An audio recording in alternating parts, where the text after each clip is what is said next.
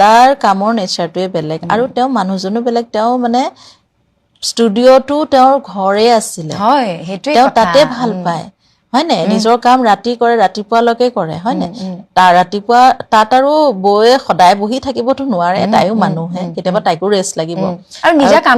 কামখিনি আছে সিনেমাৰ গুটেই কাম তথাপি বয়ে যিমান পাৰে 2 দিন 3 দিন থাকিও দিয়ে দাদাৰ লগত ষ্টুডিঅ'তে তেনেকে বেডৰুম এটা বনাই থোৱা আছে তাই কেতিয়াবা তাই নিজৰ কাম মেনেজ কৰি মিলাই পেলাই তাই থাকিও দিয়ে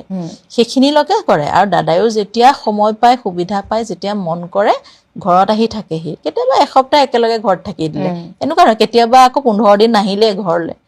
তেনেকুৱা তেওঁ আছে এটা নিজৰ খেয়ালি মনৰ মানুহ নিজৰ মতে থাকে আৰু সেই মানুহজনক কেতিয়াও বয়ে এই কথাবিলাকেৰে বান্ধিবলৈ চেষ্টা কৰা নাছিলে কাৰণ যে তুমি ইমান সময়ত ঘৰ আহিবই লাগিব এইটো খাবই লাগিব মোৰ লগত থাকি সেইবোৰ কৰা হলে মানুহজনৰ সৃষ্টিটো ধ্বংস হৈ গ'ল মই সেইকাৰণে গৰিমা শইকীয়া গাৰ্গক ধন্যবাদ জনাও যে এই বান্ধোনটো আসলতে নৰমালি যেটো হাজবেণ্ড এণ্ড ওয়াইফৰ যে অকমান টনা আজৰা নিজৰ মাজত দাবী এটাৰে ধৰি লওক ৰাখে তেতিয়া কৰবাত সৃষ্টি হেৰাই যায় তেওঁলোকৰ কথাটো যোগাত্মক আছিলে প্ৰেমটো সেইকাৰণে জুবিন গাৰ্গে আমাৰ বাবে অসমৰ বাবে দেশৰ বাবে এতিয়াতো বিশ্বৰ বাবে দি থৈ গ'ল ইমান কৰিব পাৰিলে 30 বছৰে হা গটিকে ওয়াইফ পত্নী গৰাকীয়ে যদি কোপাৰেট নকৰিলেহেঁতেন তেওঁ কেনেকৈ কৰিলেহেঁতেন এটা যদি মানসিক অন্তৰ্দ্বন্দ্বত থাকিলে হয় তেওঁ সৃষ্টি কৰিব নোৱাৰিলেহেঁতেন আৰু দাদা এই অকলশৰীয়া কথাটো মই কৈছো যোনটো মানুহে মিছ ইন্টাৰপ্ৰিটেশন কৰিছে দাদা যেতিয়া যোনটো সময়ত তেওঁ অকলশৰীয়া অনুভৱ কৰে আসলে যেতিয়া মানুহ খুব সাকসেসফুল হয় খুব ভিৰৰ মাজত থাকে তেতিয়া মানুহে প্ৰায় অকলশৰীয়া অনুভৱ কৰে কাৰণ তেওঁ সেই ময়জনক বিচাৰিবলৈ সময় নাপায় আমাৰ এটো মানে খুব ইম্পৰ্টেন্ট কথা যে আমি দিনটোত যেতিয়াই সময় পাও আমি নিজৰ লগত সদায় কথা পাতো আমি মানে কনস্ট্যান্ট আমাৰ এটা কমিউনিকেশন হৈ আছে কনভাৰসেশন মনৰ লগত যেতিয়া আমি অকলে আছো সেই বস্তুটো দাদাই মিস কৰিছিলে কাৰণ তেওঁ এই ব্যস্ত জীৱন হয় না সেই হিচাপত তেওঁ অকলশৰীয়া কৈছিলে নিজক তেওঁ আসলে ইনে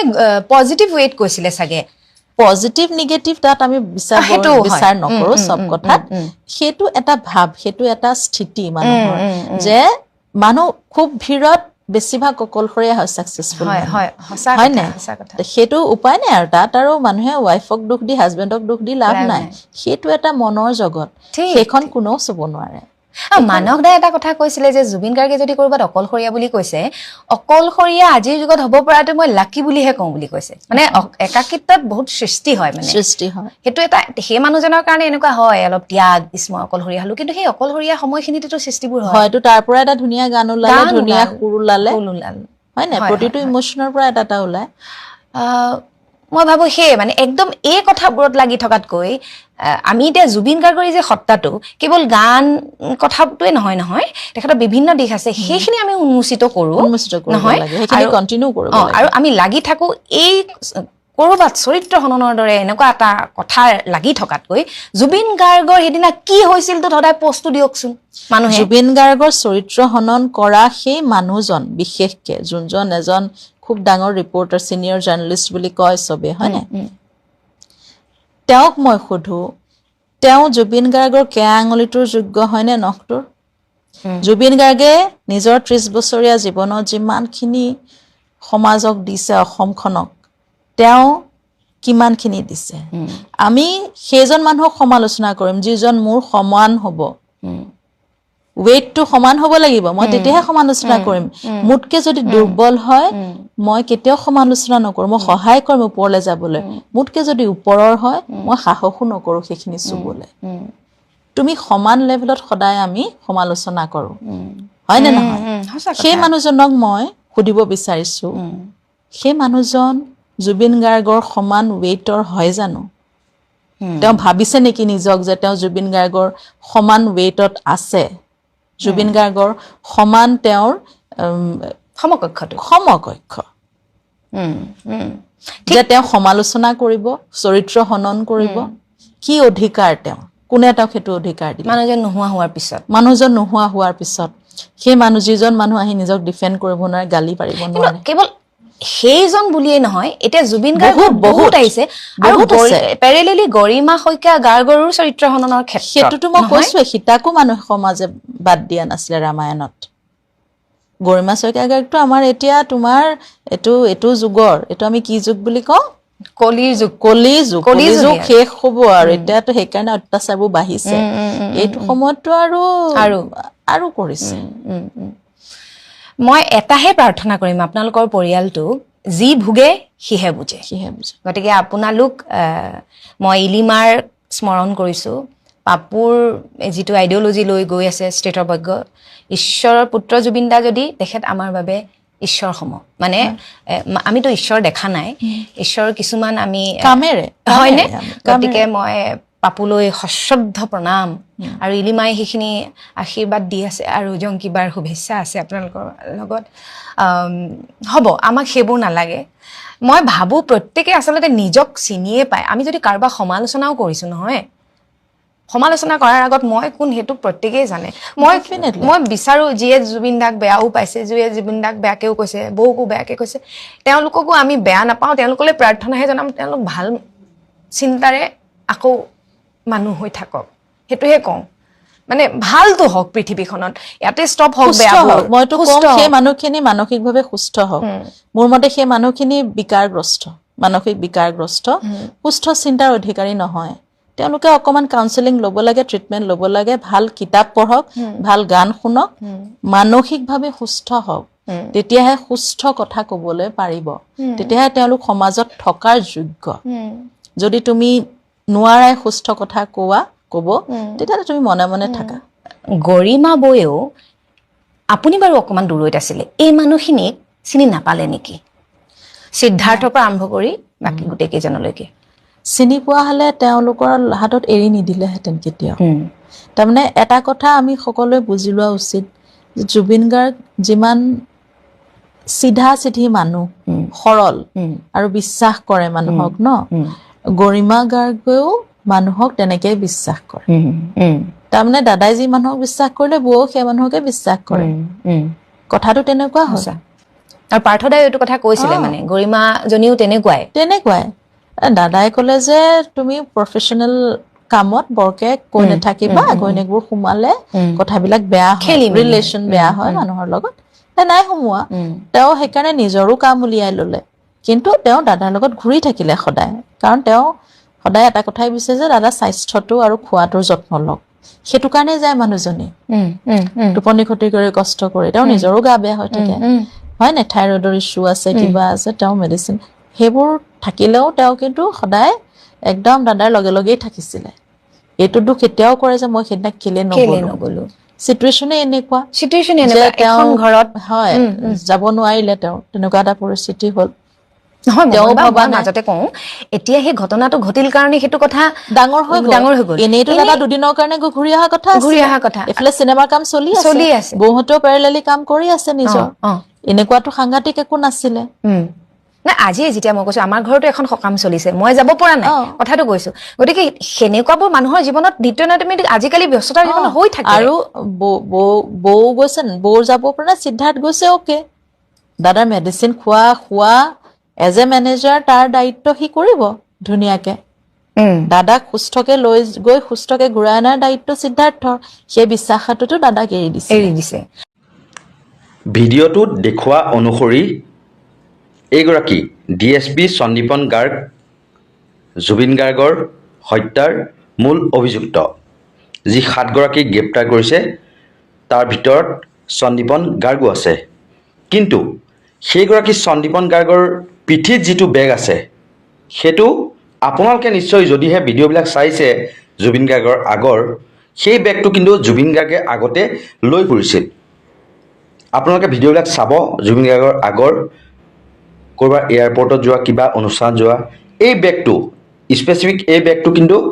দেখা পোৱা গৈছিল আৰু যেতিয়া জুবিন গাৰ্গৰ নশ্বৰ দেহ আহিছিল আহোঁতে তেওঁ লগত আহিছিল আহোঁতে তেওঁৰ মানে কান্ধত থপৰিয়াইছিল মুখ্যমন্ত্ৰী হিমন্ত বিশ্ব শৰ্মাই আৰু কিন্তু সেই সময়ত আঙুলি দেখুৱাই পেলাই একদম পুৰা ধমকৰ সুৰত চাওক আপোনালোকে দেখুৱাইছিল মানে বৈদেশিক পৰিক্ৰমা দপ্তৰৰ ৰাজ্যিক মন্ত্ৰী পবিত্ৰ মাৰ্ঘেৰিটাই কি সুধিছিল কি কথা কৈছিল সেয়া কোনেও নাজানে কিন্তু আঙুলি দেখুৱাই কিবা এটা মানে দমত কৈছিল কিবা এটা মানে কঠোৰ সুৰত কিবা এটা কৈছিল যে কামটো ভালকৈ কৰি আহিলে কিয় আহিলি তই এই তেনেকুৱা ধৰণৰ দেই তেনেকুৱা যে হ'ব মই কোৱা নাই কিন্তু এই ভিডিঅ'টো এতিয়া কি হৈছে আৰু এই যিগৰাকী সন্দীপন গাৰ্গৰ যিটো বেগ আছে কান্ধত সেই বেগটো আমি জনামতে SITয়ে 2 মাহৰ পিছত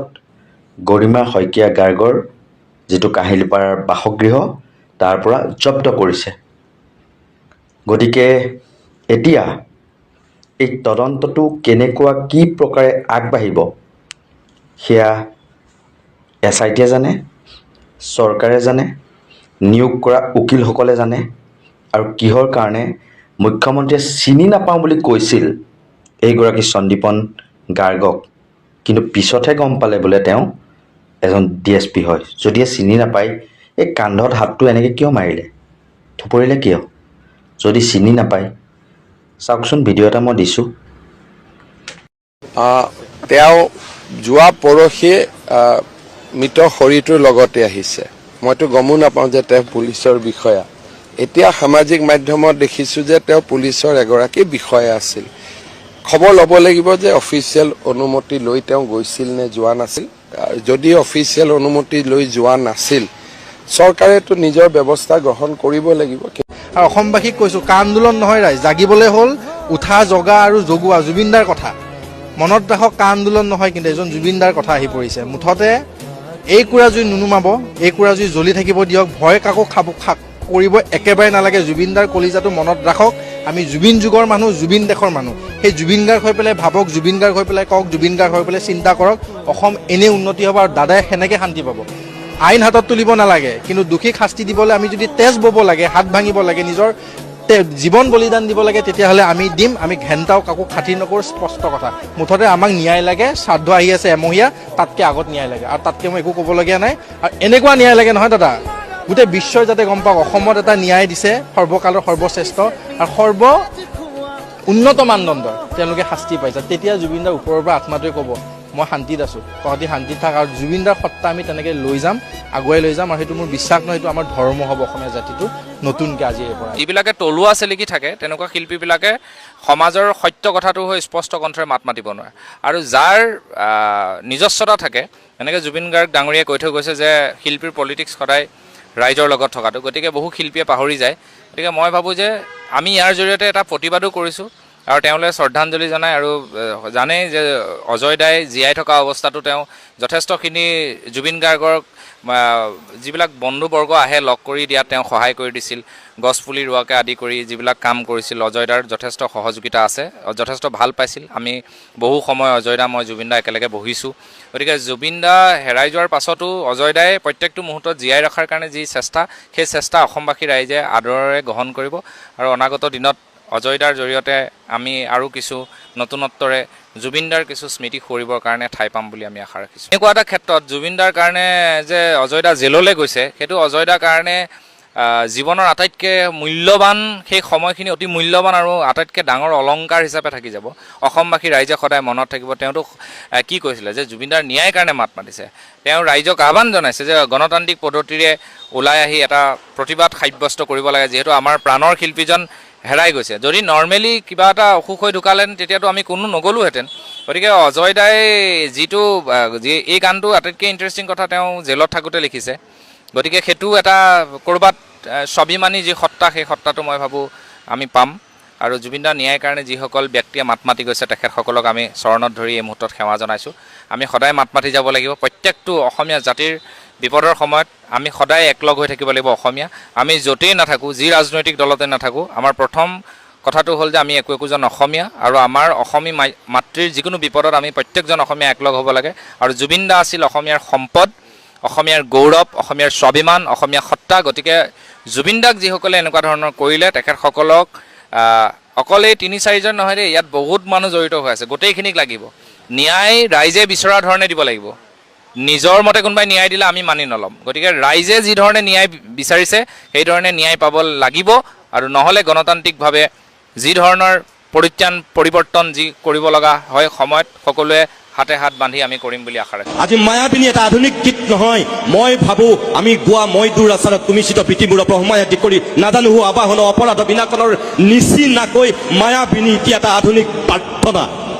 অসমীয়া সমাজ জীৱনৰ এটা আধুনিক প্ৰাৰ্থনা সংগীত আজিৰ দিনত মই ভাবোঁ মায়াবিনী, যিটো গীত নাগালে অসমৰ কোনো সাংস্কৃতিক অনুষ্ঠান নহয়, যিটো গীত নাগালে কোনো সংগীতৰ প্ৰতিযোগিতা এতিয়া নচলে। যে গৰিমা গাৰ্গ আৰু তেওঁৰ পৰিয়াল যিহেতু সুখী হৈ হৈ গৈ আছে বহু কথাত, তেনেস্থলত আমাৰ নিচিনাবিলাকে মাত মাতি কিবা লাভ আছে জানো ৰাইজ কওক?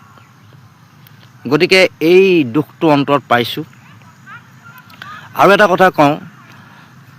জুবিন গাৰ্গৰ কাৰণে কোনোবা মৰি গৈছে, জুবিনৰ মৃত্যু সহ্য কৰিব নোৱাৰি নিজেই মৰি গৈছে, সেইজন কিন্তু বহুত ডাঙৰ প্ৰেমিক জুবিন গাৰ্গৰ। কোনোবাই ছিংগাপুৰত গৈ কেছ দিছে, সেইজন কিন্তু জুবিন গাৰ্গৰ ডাঙৰ প্ৰেমিক। আৰু স্বয়ং মই নিজে এৰেষ্ট হৈছিলোঁ জুবিনৰ কাৰণে মাত মাতি। গতিকে আৰু কোনোবা মানুহটো আজিও কোনোবা জেলত আছে বোধ হয়, আৰু কোনোবাই গুলি খাই মৰি গৈছে। কিন্তু দুখ লাগিল গৰিমা গাৰ্গ ডাঙৰীয়ানী, মই আপোনাক এটা কথা কওঁ, আপুনি ভাবি চাব, আপুনি কান্দি কান্দি জীয়াই আছে, কিন্তু বহুতে জীৱনত ভয় ভাবুকি লৈ জীয়াই আছে। আপোনাৰ স্বামীৰ বিৰুদ্ধে আমি কোনো কথা কোৱা নাছিলোঁ, স্বামীৰ হকে কৈছিলোঁ। আপোনাৰ স্বামীৰ হকে কথা ক'বলৈ গ'লেই আমি কাৰোবাৰ ৰোষত পৰোঁ। আৰু সেই লাষ্ট যিকেইজন ব্যক্তি আছিল সেইকেইজনৰো এতিয়া মন অলৰেডি আপুনি ভাঙি দিলে। গতিকে ৰাইজ এটা কথা কওঁ, আমাৰ অসমৰ ৰাইজটো অতি বুদ্ধিয়ক, কাৰণ বহুতে নিজৰ জীৱনৰ কথা চিন্তা কৰি কিছুমান জেঙত সোমাব নোখোজে, চাই থাকে মনে মনে। এতিয়া মোৰ ভিডিঅ'টো বহুতে চাব, কমেণ্ট কেইজনে কৰিব, লাইক কেইজনে কৰিব, তাতে গম পোৱা যায় জাতি কিমান সজাগ। যি অসমীয়া ঐতিহ্য আছিল, এক সোণালী আপোনাৰ কি ক'ম, নিজৰ জাতিৰ কাৰণে এটা সুন্দৰ আপোনাৰ নিদৰ্শন আছিল, অসমীয়াই কৰিব নোৱাৰা কাম একো নাছিল। আজি সেই অসমীয়া অসমতেই মানে কি ক'ম নিশকতীয়া হ'ল। দুজন মানে মাত মাতে, বাকীবিলাকে মাত নামাতে, চাই থাকে দূৰৰ পৰা। যদি মাত মাতোঁ মোৰ কিবা হ'ব নেকি? তাৰ মাজতো কেইজনমানে মাত মাতিছিল, আৰু সেইকেইজন নিঃসন্দেহে গৰিমা গাৰ্গতকৈ ডাঙৰ প্ৰেমিক জুবিনৰ, যি পৃথিৱীত নাই, যি জুবিনৰ কাৰণে কেছ দিছে ছিংগাপুৰত গৈ, আৰু যি এৰেষ্ট হৈছে, আৰু যি এৰেষ্ট হৈ আজিও আছে। এই কথাখিনি ৰাইজে অলপ ভাবিব। আৰু ৰাইজ এটা কথা কওঁ, নিজৰ ঘৰত যেতিয়া জুই লাগে তেতিয়া তাৰ উত্তাপটো গম পোৱা যায়। আপোনালোক কিছুমানে মনে মনে আছে মই জানো, থাকিবলৈ বাধ্য হৈছে, ভয় কৰে। কিন্তু এটা কথা মনত ৰাখিব, নিজৰ ঘৰত যেতিয়া জুই লাগিব নহয়, তেতিয়া কিন্তু সেই উত্তাপে দহি আপোনাৰ ওচৰত থকা কিজনকো দহিব। সেয়ে মই বাৰে বাৰে কওঁ, মাওখে উঠিলে গুৰি পৰুৱাৰ মৰণ নাই। জাতিটো এক হ'বৰ হ'ল,